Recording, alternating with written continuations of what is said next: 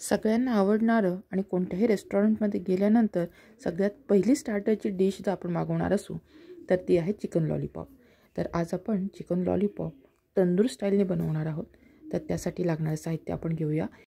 या ठिकाणी मी तयार 1 किलो चिकन लॉलीपॉप घेतलेले आहेत। ते स्वच्छ धुवून त्याच्यातलं पाणी व्यवस्थित काढून घेतलेलं आहे। मॅरिनेशनसाठी या ठिकाणी मी 2 मोठे चमचे आलं लसूण पेस्ट टाकलेली आहे। आता मसाल्यांचं प्रमाण हे तुम्ही तुमच्या चिकनच्या लॉलीपॉपच्या क्वांटिटीनुसार कमी जास्त करू शकता। अर्धा चमचा हळद, 2 चमचे लाल तिखट आणि या ठिकाणी मी लकीचा कबाब मसाला वापरलेला आहे। आता तुमच्या इथं जो कबाबचा मसाला मिळत असेल तो इथं तुम्ही वापरू शकता, पण हा मसाला वापरल्यानंतर दुसरा कुठला मसाला घालण्याची गरज नसते, म्हणून मी हा मसाला वापरते।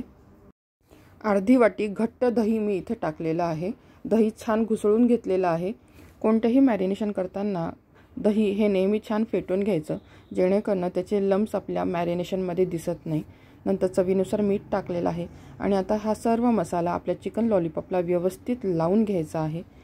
जर तुम्हाला वेळ असेल तर चिकनचं हे मॅरिनेशन तुम्ही 4-5 तास अशीच छान ठेवलं तर चिकनच्या लॉलीपॉपमध्ये हे सगळे मसाले व्यवस्थित छान मुरतात आणि आपल्या चिकन लॉलीपॉपची जी चव आहे ती खूप सुंदर अशी येते।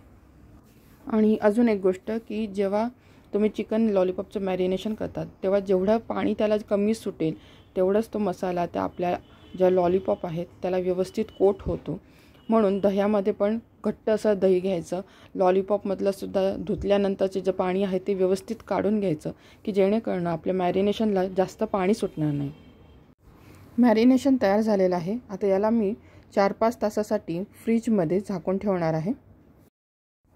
चिकन लॉलीपॉप आपण तळायला घेणार आहोत। या ठिकाणी मी कढईमध्ये तेल ठेवलेलं आहे आणि तेल हे व्यवस्थित कडकडीत गरम झालेलं आहे। आता आपलं मॅरिनेशन व्यवस्थित परत एकदा एकत्र करून घेऊया। बघा चिकनला बिलकुल सुद्धा पाणी सुटलेलं नाही आहे आणि मसाल्याचा जो कोटिंग आहे तो खूप छान व्यवस्थित झालेला आहे। जर या ठिकाणी तुम्हाला असं वाटलं की तुमचं मॅरिनेशन पातळ झालेलं आहे तर या ठिकाणी तुम्ही थोडासा मैदा आणि थोडंसं कॉर्नफ्लॉवर टाकू शकता। आता हे लॉलीपॉप मी डायरेक्टली तळायला घेणार आहे। याला कुठलाही कोटिंग मी केलेलं नाही आहे। आपलं तेल हे एकदम व्यवस्थित कडकडीत गरम झालेलं आहे, तर त्यामुळे आता आपण मध्यम गॅसवरती आपले चिकन लॉलीपॉप हे तळून घेणार आहोत की जेणेकरून आपले चिकन लॉलीपॉप व्यवस्थित आतपर्यंत शिजतील आणि वरचं जे कव्हरिंग आहे ते जळणार सुद्धा नाही। बाहेरचे असे पदार्थ जेव्हा आपण घरी बनवतो तेव्हा हे पदार्थ जी क्वांटिटी आपल्याला बाहेर मिळते त्यापेक्षा जास्त मिळते आणि बाहेरच्या पदार्थांमध्ये जे मसाले वापरले त्याच्यापेक्षा चांगले मसाले आपण वापरून हा पदार्थ हेल्दी बनवू शकतो। 7-8 मिनिटांनंतर आपले चिकन लॉलीपॉप व्यवस्थित शिजतात। आता आपण यांना काढून घेणार आहोत। अशा प्रकारे मी चाळणीमध्ये आधी हे काढून घेते जेणेकरून जे एक्स्ट्राचं तेल आहे ते निघून जाईल। तर अशा प्रकारे आपले चिकन लॉलीपॉप तयार झालेले आहे। तुम्ही असेच सुद्धा खाऊ शकतात, पण यानंतरची जी आपण याला तंदुरी ट्विस्ट देणार आहोत तो आता आपण बघूया।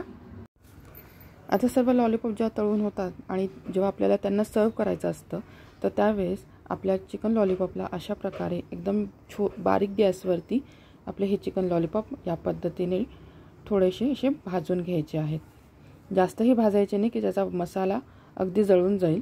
लगेचच्या लगेच असे थोडे थोडे करून पलटून घ्यायचे। यामुळे आपल्या चिकन लॉलीपॉपला छान असा तंदुरी फ्लेवर येतो। अशा प्रकारे आपले तंदुरी चिकन लॉलीपॉप तयार झालेले आहेत। चला आता सर्व करूया।